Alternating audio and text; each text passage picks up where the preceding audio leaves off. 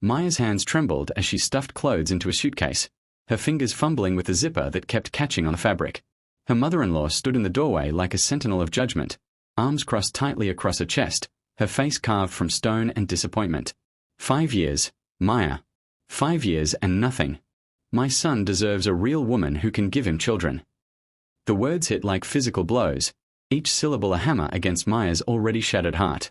But she had heard variations of them for months now, whispered conversations that stopped when she entered rooms, pointed questions at family gatherings about when they would hear good news, the gradual transformation from beloved daughter-in-law to family failure.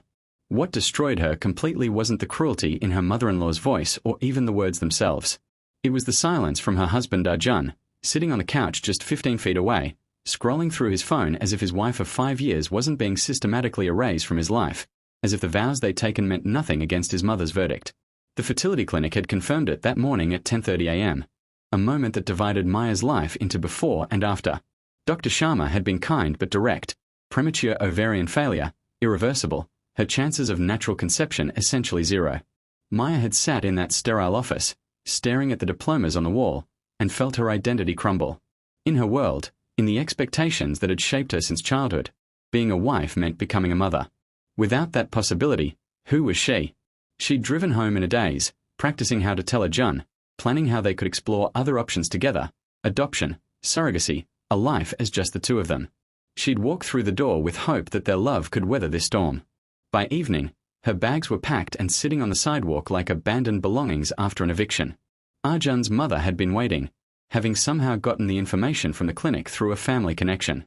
Maya never even got the chance to tell her own husband in her own words. Arjun, Maya had said, her voice breaking as she stood between her suitcases and the only home she'd known for 5 years.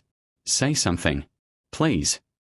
He'd looked up then, finally, but his eyes slid away from hers almost immediately. Ma's right, Maya. I wanted children. We both did. This changes everything. His voice was flat, rehearsed, as if he'd been preparing these lines while she'd been packing. Maybe it's better this way. Clean break. Clean break. As if 5 years of marriage, of shared mornings and whispered dreams, of supporting him through his career struggles and celebrating his victories, could be severed as simply as cutting paper. As if she was disposable, replaceable, a defective appliance to be returned to the store. Maya sat on a park bench at midnight, the cool October air biting through her thin sweater. Her entire world had been reduced to 2 suitcases and a dead phone, the battery having given up hours ago, much like her hope. The park was empty except for the distant sound of traffic and the rustling of leaves that had begun their autumn descent. She tried calling her sister, but the call had gone to voicemail. Priya was probably asleep, her phone on silent, unaware that Maya's life had imploded. She'd considered a hotel, but the joint bank account she'd checked that afternoon had been frozen. Even her escape routes had been calculated and blocked. The tears had stopped coming around 11 p.m., replaced by a hollow numbness that felt almost worse than the pain. Maya stared at nothing, wondering how a person rebuilds from absolute zero, when a little girl's voice broke through the fog surrounding her consciousness. Daddy, that lady is crying.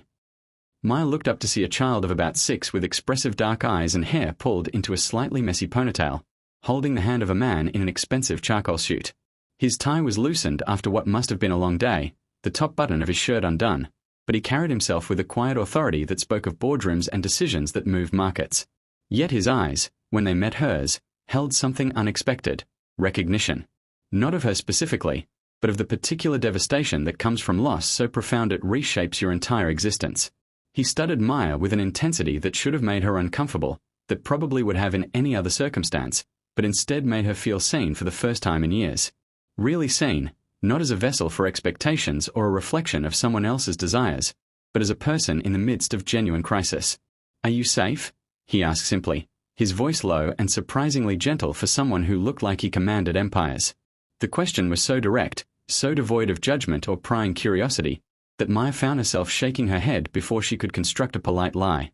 She wasn't safe.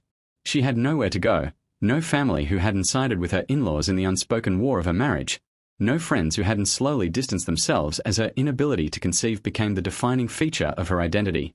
Even her childhood home was no longer an option. Her parents had passed years ago, and the house had been sold to settle debts. The man glanced down at his daughter, who was watching Maya with the unguarded compassion that children possess before the world teaches them to look away from pain. Some silent communication passed between them, a conversation in glances that spoke of deep trust and understanding. Then he looked back at Maya and made a decision that would change everything. "I'm Vikram Malhotra," he said, crouching down slightly so his eyes were level with hers, a gesture that felt more like meeting an equal than condescending to someone in distress. "This is my daughter, Anya. We have a large house in Malabar Hill with several empty guest rooms that serve no purpose except gathering dust. My staff includes security, so you would be completely safe. I'm not asking you to explain your situation or justify your circumstances. I'm simply saying that no one should spend the night on a park bench when alternatives exist. Come with me."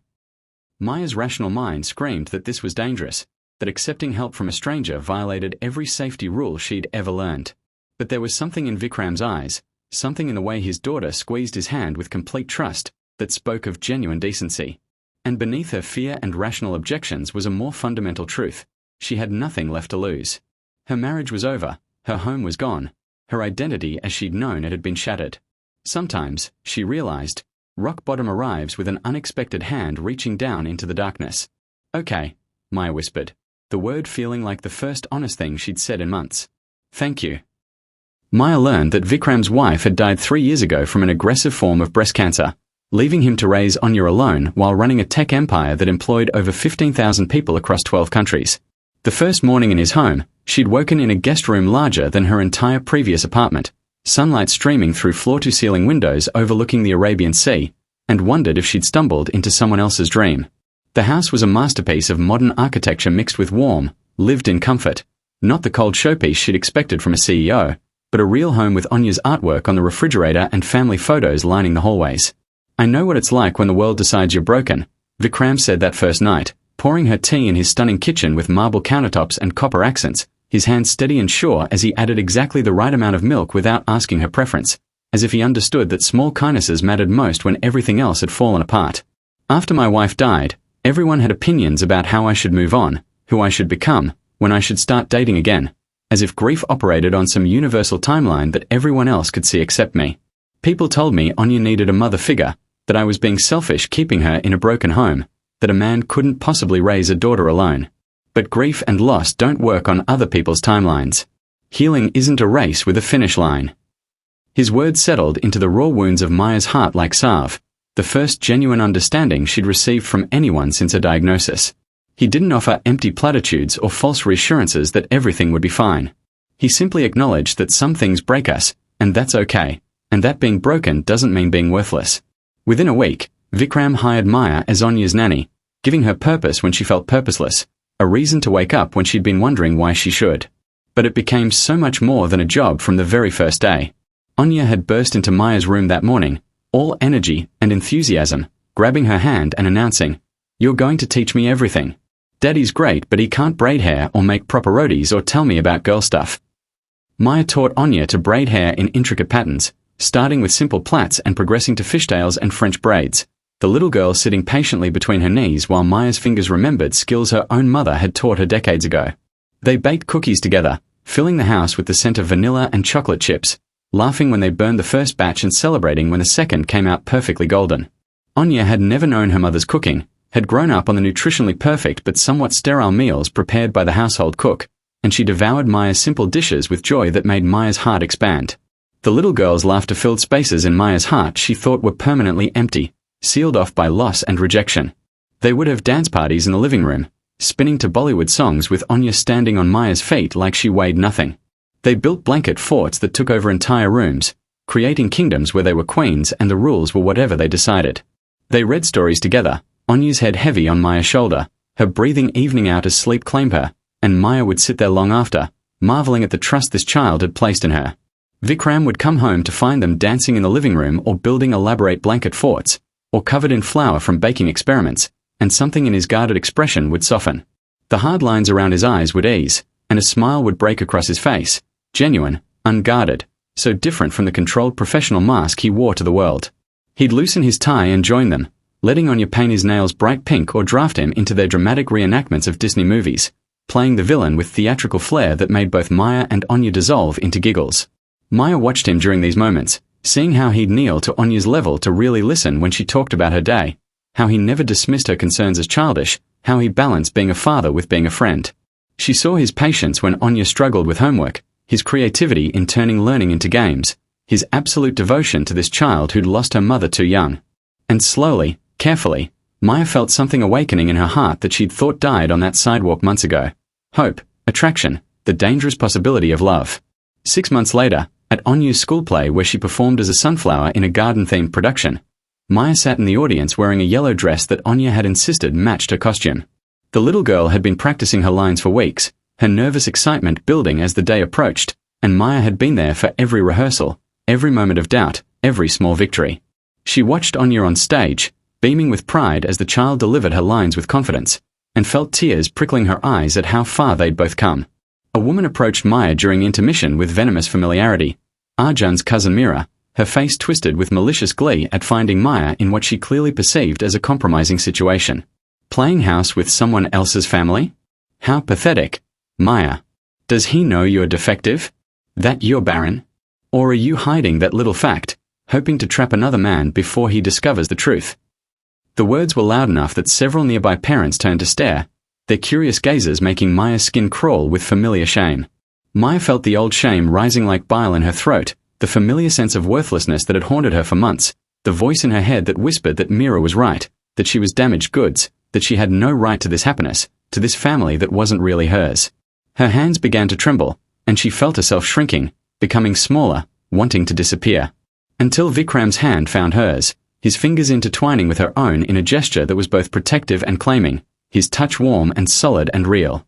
She's not playing at anything, Vikram said, his voice carrying the authority of boardrooms but tempered with something fierce and protective. Maya is the most real person I've ever met. She's genuine in a world full of pretense, kind in a world that rewards cruelty, strong in ways most people will never understand because they've never had to rebuild themselves from nothing. He turned to Maya then, and the audience and Mira and the whole world seemed to fade away. His eyes held everything he'd been too careful to say, too cautious to express during these months of slowly building trust. I fell in love with you watching you teach my daughter that being broken is just another word for human, that our scars tell stories of survival, that healing isn't about becoming who we were before but discovering who we are meant to become. Anya fell in love with you because you never pretended to be anything but yourself, your honest, beautiful, imperfect self. I don't need you to give me more children, Maya. I don't need you to fulfill some societal expectation or prove your worth through biology. I need you to be exactly who you are, because who you are is extraordinary. Anya rushed over after her performance, still wearing her sunflower costume, throwing her arms around them both with the unself-conscious affection of childhood. Did I do good? Did you see me? I didn't forget any of my lines.